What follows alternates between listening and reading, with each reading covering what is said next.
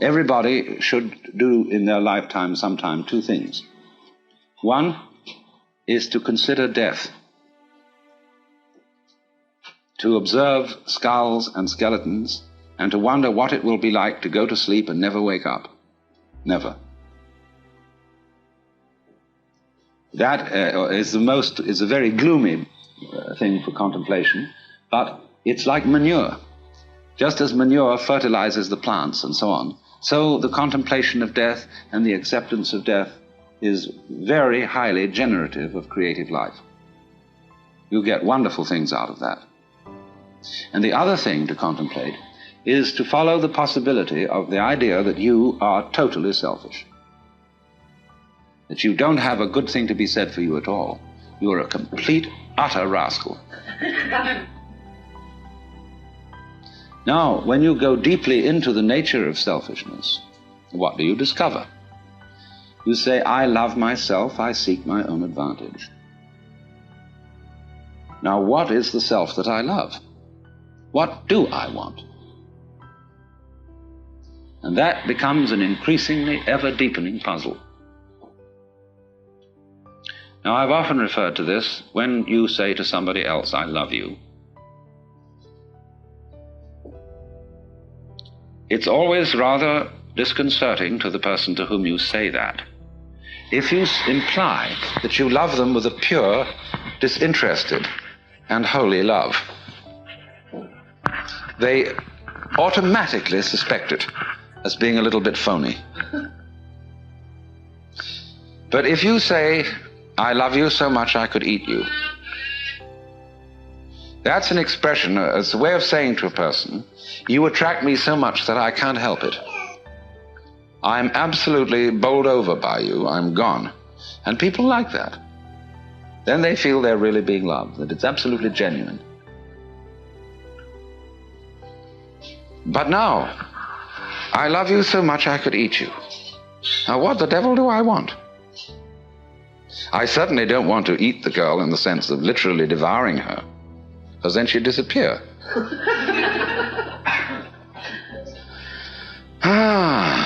But I love myself. And what is me? In what way do I know me? Well, it suddenly occurs to me that I know me only in terms of you. And that the main task of the psychotherapist is to do what he called to integrate the evil. To, as it were, put the devil in us in its proper function. Because you see, it's always the devil, the unacknowledged one, the outcast, the scapegoat, the bastard, the bad guy, you see, the black sheep of the family. It's always from that point that generation comes. In other words, in the same way as in the drama, to have the play, it's necessary to introduce a villain. It's necessary to introduce a certain element of trouble. So, in the whole scheme of life, there has to be the shadow, because without the shadow there can't be the substance. So this is why there is a very strange association between crime and all naughty things and holiness. You see, holiness is way beyond being good. Good people aren't necessarily holy people. A holy person is one who is whole, who has, as it were, reconciled his opposites. And so there's always something slightly scary about holy people. And other people react to them in very strange ways. They can't make up their minds whether they're saints or devils. And so holy people have throughout history always created a great deal of trouble, along with their creative results. Take Jesus, for example. Trouble that Jesus created is absolutely incalculable. Think of the Crusades, the Inquisition, heaven only knows what's gone on in the name of Jesus. Very remarkable. Freud's a big troublemaker. Jung had a tremendous humor. And he knew that nobody can be completely honest. That you will try and you'll have a great deal of success in exploring your motivations and your dark, unconscious depths.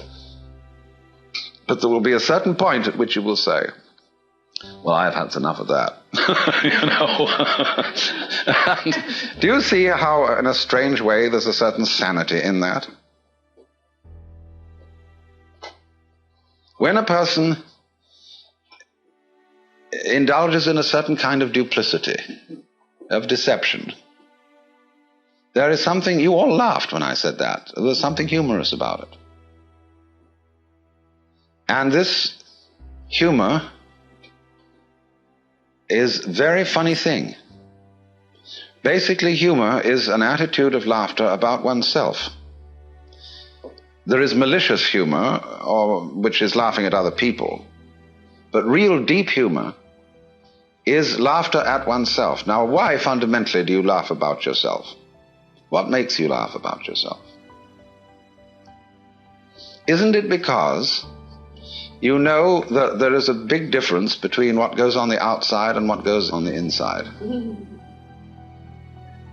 Now, I passed you around a lot of embroidery to look at before we started. And I'm perfectly sure that you got the point. That there's a big difference between the front and the back.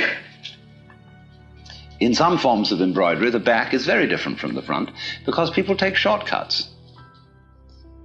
In the front, everything is orderly, and it is supposed to be kind of messy on the back side.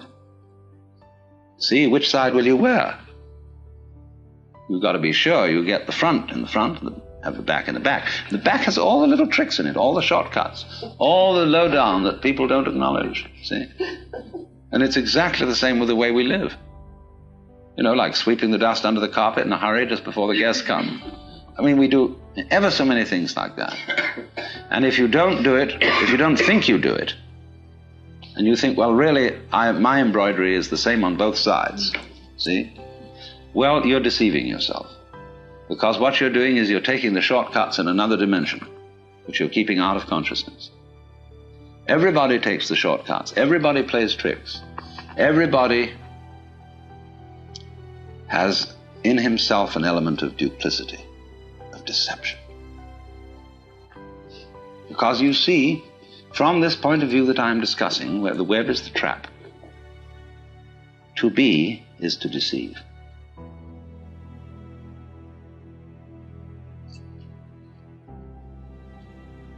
Think of camouflage, the chameleon who changes its color. Think of the butterfly pretending it has eyes. Think of the flower saying to the bee, like my honey? The bee says, wow. But then that means that the bee has to be, and it has to go on living, and all the trouble it takes to go around collecting honey and raising other bees and organizing itself and doing that dance which tells the other bees where there's more honey. There's all that stuff to do. But the flower was deceptive. Now, in the same way, I've often said, life is a drama, and a drama is a deception. It's a big act. When you peel an onion and you don't really understand the nature of an onion, you might look for the pit in the center, like any ordinary fruit has. But the onion doesn't have a center. It's all skins. So when you get right down, there's nothing but a bunch of skins. You say, well, that was a kind of disappointing. Well, in rather the same way, you see, you find when you explore yourself, and your motivations, and you go through and through and you try to find out that thing which is really genuine. So you explore the onion and you go in and in and in, and then you find, well, it's all a deception. Now then the question arises, who's deceiving who? Who's fooling who? I'm fooling me? What is fooling? Fooling is playing like you're there when you're not. You know, getting somebody else to answer your name in the roll call. So, we're all, you see, this is the metaphysical basis of it. This is what the Hindus mean by Maya, the world illusion. The world is playing it's there when it isn't.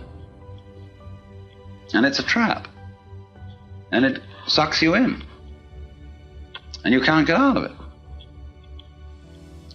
And it's a thorough big trap, too.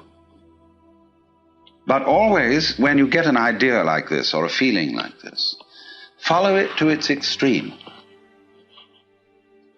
Don't back out from it.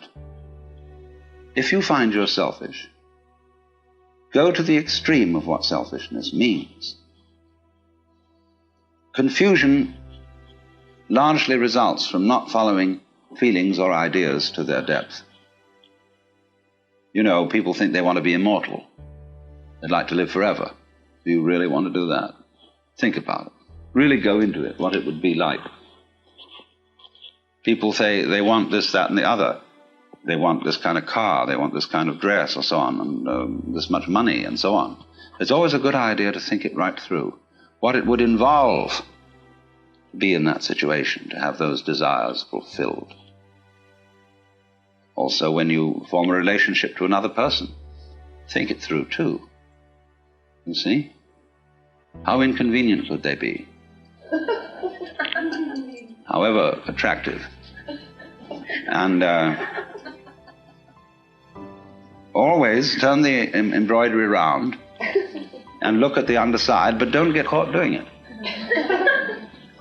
See, that's something one does on the side in secret, because otherwise you play the game that everything is as it's supposed to be on the front. But that makes you humorous, and that makes you human.